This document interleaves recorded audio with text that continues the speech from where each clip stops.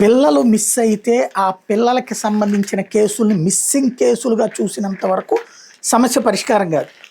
దాన్నే ఇప్పుడు సీరియస్గా దృష్టి సారించింది సుప్రీంకోర్టు. మిస్ అయినటువంటి పిల్లల కేసుల్ని కిడ్నాప్ కేసులుగా చూడండి అని తేల్చి చెప్పింది.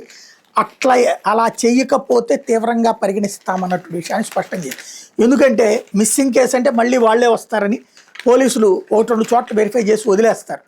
బట్ అలా చేయడం వలన పిల్లల జీవితకాలం, అది వ్యభిచార గృహాల్లో చిక్కుకుపోయే ఆడపిల్లలు కావచ్చు, లేదంటే గనక ఈ దాన్ని ఏమంటారు అడుక్కునే మాఫియాల వాళ్ళ చేతులకు కాను బలైపోతుంటారు.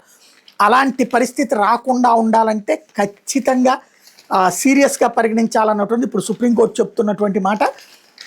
వాటిని ఎక్కడైనా సరే ఆ కేసుని కేసులాగానే చూడాలి, కిడ్నాప్ కేసుగానే చూడమని చెప్పేసి కోర్టు తీర్పిచ్చింది. రాబోయేటటువంటి రోజుల్లో అది ఎలా చూస్తున్నారో మానిటరింగ్ కూడా కోర్టే చేయడానికి సిద్ధం కావడం అన్నటువంటిది ఇక్కడ కీలకమైనటువంటి అంశం. దేశంలో ప్రమాదకర స్థాయిలో పిల్లల మిస్సింగ్ కేసులు ఉన్నాయి అన్నటువంటిది కోర్టు ఆందోళన కూడా వ్యక్తం చేసింది. వాళ్ళని కనిపెట్టి తల్లిదండ్రులకు అప్పగించడం, తలెత్తున్న లోపాలని సరిదిద్దమని తేల్చి చెప్పింది. ఎక్కడ పిల్లలు తప్పిపోయినా దాన్ని కిడ్నాప్ కేసుగా నమోదు చేసి దర్యాప్తు చేయమని చెప్పింది. 2011లో చెన్నైలో తన కుమార్తెను పోగొట్టుకున్న జి గణేష్ అనే వ్యక్తి దాఖలు చేసిన వ్యాజ్యం మీద విచారణ సందర్భంగా ఈ తీర్పు ఇచ్చింది.